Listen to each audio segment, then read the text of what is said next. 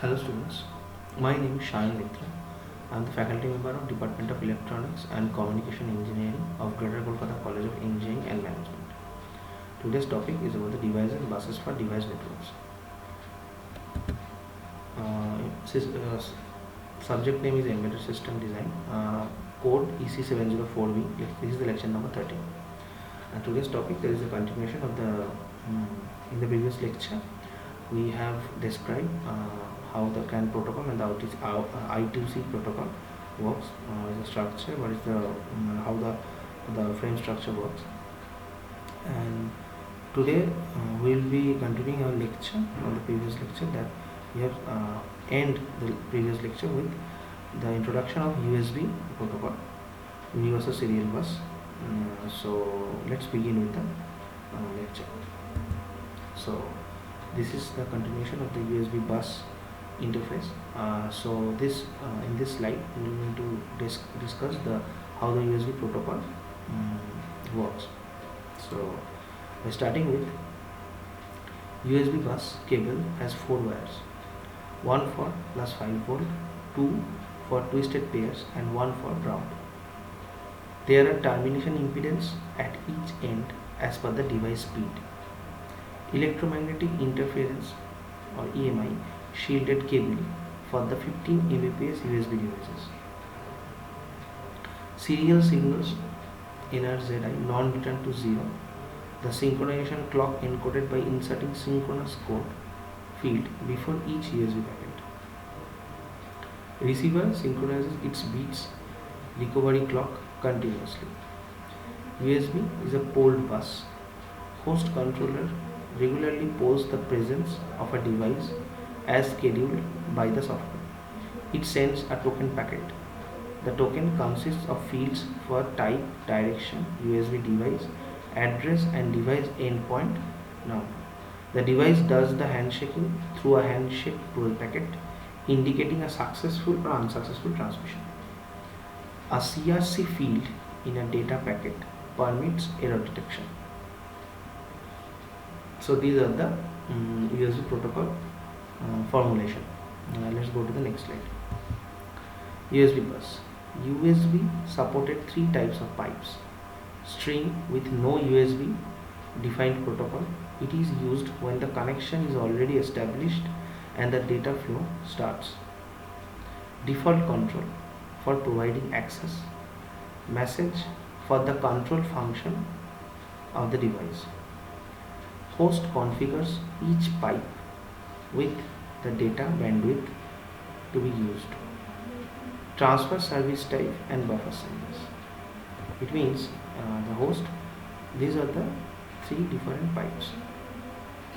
First one is stream, second one is default control, third one is message. Host configures each pipe with the data bandwidth to be used, transfer service type and buffer size. Depending upon the buffer size, depending on the transfer service type, the data bandwidth to be used according to the requirement. The advanced serial high-speed buses. An embedded system may need to connect multi-gigabits per second Gbps transceiver serial interface. So example products are wireless LAN, Gigabit Ethernet, Sonnet, OC48, OC192, OC768. So these are the exemplary products such as wireless LAN, Gigabit. In these cases, an embedded system may need to connect multi-gigabits per second transceiver in serial interface. Sorry, let's go to the next slide. Now, up to this, we have described the USB protocol, USB buses. In the previous lecture, we have described the CAN bus, how it works, how the I2C bus works. So these are the 3 serial buses that we have already described here. From the next slide we are going to discuss the parallel buses. So host system or computer parallel communication. Host system or computer parallel communication between the network input output multiple devices using ISM, PCI, PCIX and advanced buses. These are the parallel communication. So IBM standard architecture first. So first one is we are going to describe how the ISA structure pan out. So in case of ISA, it is known as IBM standard architecture bus, ISA bus. It connects only to an embedded device that has an 8086 or 80186 or 80256 processor, and in which the processor addressing an IBM PC architecture addressing limitation and interrupt vector address assignments are taken into account. The processor addressing IBM PC architecture addressing limitation, interrupt vector address assignments are taken into account in case of IBM standard architecture bus. There is no geographical addressing. The limitation of ISA bus memory accesses can be in two ranges, 640 KB to 1 MB or 15 to 16 megabit. The input-output port address limitation. The input-output port address limitation for devices are 8086 to 80286 processor has in IO mapped IS, not memory mapped IOs. ISA and EISA buses are compatible with IBM architecture. They are used for connecting devices following IO addresses and interrupt vector as per IBM PC architecture. EISA is 32-bit extension for ISA, extended ISA. That's why it is known as. It also supports software interrupt function and Ethernet devices. Let's go to the next slide. Peripheral component or interconnect, PCI bus. That's why it is known as peripheral component interconnect bus. So from the name of the PCI, we can understand that peripheral component or interconnect bus. How it works? This is a platform independent from the IBM architecture. In case of IBM architecture, you can see that it is a platform dependent architecture. But in case of peripheral component interconnect bus, it is a platform independent architecture. Number of embedded devices in a computer system. Number of embedded devices in a computer system use PCI. Standards are 32-bit for 33 MHz and 64-bit / 66 MHz. PCI extended in case of PCI X, that is not extended in 64-bit of 100 MHz. Two super speed versions are PCI Super V 2.3, 264/5028 Mbps, 3.3 volt on 64-bit bus, and 132/264 on 32-bit bus. And PCI Super V 1.01A for 100 Mbps, 64-bit bus is 3.3 volt. So these are the peripheral component of interconnect PCI bus. Let's go to the next slide. PCI bus feature. 32-bit data / address bus extendable to 64 bits. PCI protocol specifies the ways of interconnection. PCI protocol specifies the ways of interconnection between the different components of a computer. A specification version 2.1. Synchronous/asynchronous throughput is up to 132/528 Mbps per second. Operates on 3.3 volt to 5 volt signals. PCI driver can access the hardware automatically as well as by the programmer assigned addresses. Automatically detects the interfacing systems and assigns new addresses. Thus, simplified addition and deletion, attachment and detachment of the system peripherals. That's the basic feature of the PCI bus, that this is a 32-bit data / address bus extendable to 64 bits. PCI protocol specifies the ways of interconnection between the different components of a computer. A specification version 2.0. Synchronous/asynchronous throughput is up to 132/528 MB per second. It means the output rate, the output rate means 132/528 MB per second. That's the throughput, this is the output. Operates on 3.5 to 5 volt signals.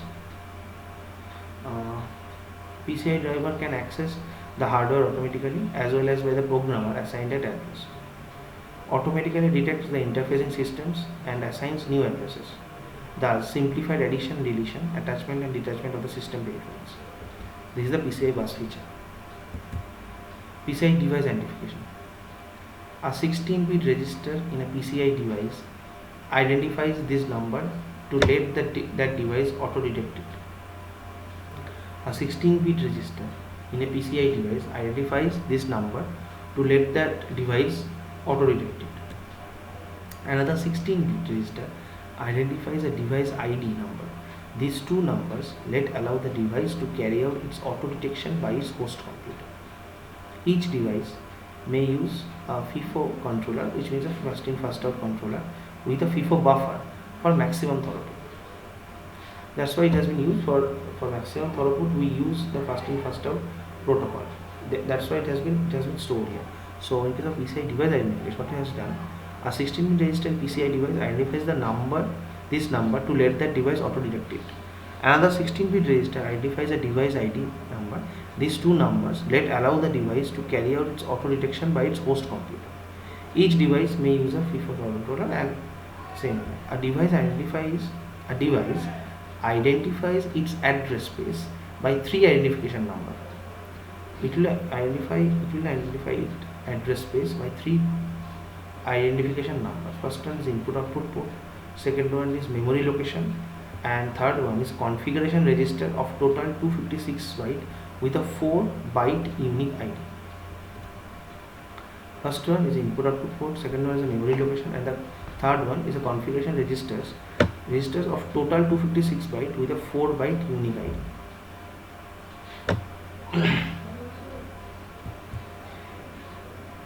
PCI device initialization. A device can initialize at booting time. A device can initialize at booting time, avoids any address collision. Device on boot up disable its interrupt and closes its door to its address space except to the configuration register space. It means first one, the device can initialize a PCI device can initialize a booting time. First one, it will initialize a booting time, avoids any address collision. How it avoids the address collision? By the device on boot up disable its interrupt. All the interrupts will be disabled, so the chances of address collision will go zeros, and closes its door to its address space except to the configuration register space. Without the configuration register space, all the address spaces has been shut down. And the PCI BIOS, the PCI input system, how it works, performs the configuration transaction, and then memory and address spaces automatically map to the address space. Then memory and address spaces automatically map to the address space in the device hosting system. This is the way it works. The PCI extended option are maximum 264 Mbps throughput, uses 81632 or 64-bit transfers. 6 U cards contain additional pins for use device input outputs.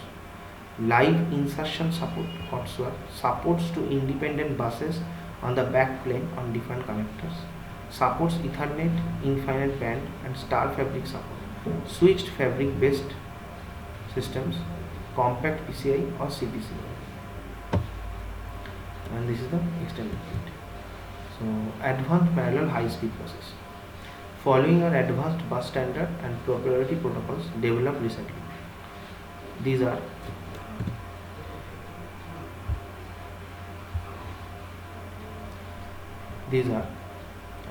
GMII, Gigabit Ethernet MAC interchange interface, XGMI, 10 Gigabit Ethernet MAC interchange interface, CSIX 1.6 Gbps 32-bit HSTL with 200 MHz performance, Rapid OTM interconnect specification at 8 Gbps with 500 Mbps, performance of 250 MHz dual direction registering performance using 8-bit LVDS low voltage data bus. So this is the advanced parallel high speed. These are the different advanced parallel high speed buses that we have already used. So now if we just go back to the PCI bus features here, so this is the first one that I said in case of PCI. So what we have learned from PCI bus features is that first one is a platform independent from the IBM architecture. Number of embedded devices in a computer system use PCI, simple. The standards that we have already described. So now we are going to describe how the bus features work. So the 32-bit data slash address bus extendable, this is, we have already known that. So the PCI driver can access the hardware automatically as well as by the programmer assigned addresses. Automatically detects the interfacing systems and assigns new addresses. Thus, simplified addition and deletion of the system peripherals. So this is the attachment and determinant of the system. PCI device identification. Now how it identify its device. A 16-bit register in PCI device identifies this number to let that device auto-detect it. Another 16-bit register identifies a device ID number. These two numbers allow the device to carry out its auto-detection by its host computer. So, first one will be used. The first 16-bit register PCI device identifies the number to let the device auto-detect it. To detect that number, we use the first 16-bit device. Another 16-bit register identifies the device ID number. These two numbers allow the device to carry out its auto detection by its host computer. Each device may use a first in first out controller with a FIFO buffer for maximum throughput. A device identifies its address space by three identification numbers that we have already discussed here, that input output port, memory location, and configuration register of total 256 bit with a 4-byte unique ID. So the whole 4-byte unique ID will be formed through this configuration register, which is a total space of 256 bit, 256 byte.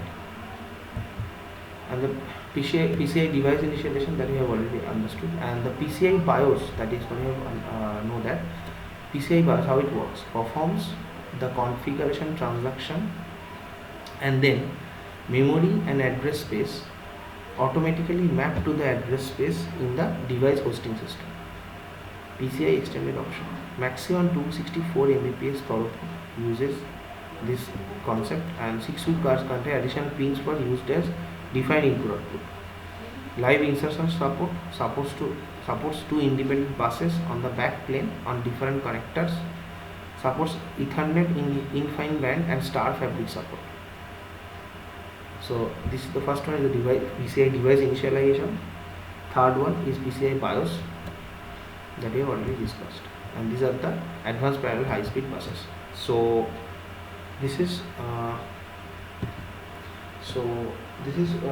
you should understand that this is up to this what we have discussed in the last 3-4 lectures, or I would say 12-13 lectures, that we have discussed numerous things. We have discussed what the embedded system design is meant, how our embedded system has been configured, what are the components such as microprocessor, microcontrollers. All of these things have been used as the basic formation of definition. And in this last 2-3 lectures, we have discussed about different kind of communication protocol, such as I2C, CAN. Next one is UC-USB, and fourth one is a PCI. And this PCI is a device initialization where all the device can be, it is already been hardwired with the host system. So these are the basic feature of a PCI BIOS. So PCI device initialization, device can initialize booting time. These are the initialization of PCI. In case of PCI BIOS, performs the configuration transaction, and then memory and address space automatically map to the address space in the device hosting system. So this is the PCI bus configuration that we have already derived. So up to this, these are the advanced parallel high speed buses that we have already discussed earlier. So this is the PCI bus features and PCI components, how it interconnects, what is the features of this device, how the PCI device identify itself, how the PCI device initialize itself, what is the BIOS property of a PCI device. So these are all the different kind of buses that we have discussed here. From the next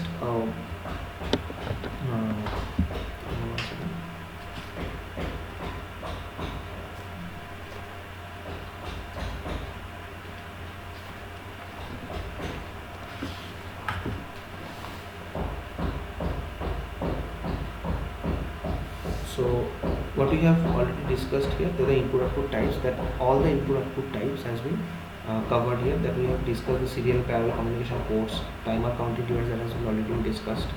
The serial communication port, in case of serial communication protocol, we have already discussed the I2C CAN parallel communication protocol, or the ISM, that has been discussed here. So all these properties has been discussed here. So from the next lecture, so we'll end this lecture today. That is the end of this lecture.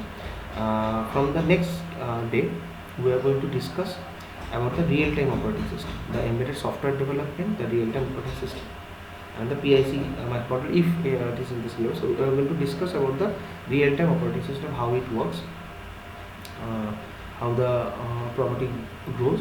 So from the next lecture, we are going to discuss about the real-time operating system, OS overview, process, interrupt, memory management, RTOS overview, basic design rule using RTOS, task scheduling using priority based scheduling, cyclic scheduling, and we are going to discuss about the multiprocessing, multiprocessor, multitasking. All these things will be discussed in the upcoming lectures. So up to this, we are going to end this lecture here today. From the next lecture, we are going to discuss about the real-time operating system and how the multitasking and multiprocessing took place. So we're going to end this lecture. Okay, so thank you. These are the we will discuss this. Okay, thank you. Bye.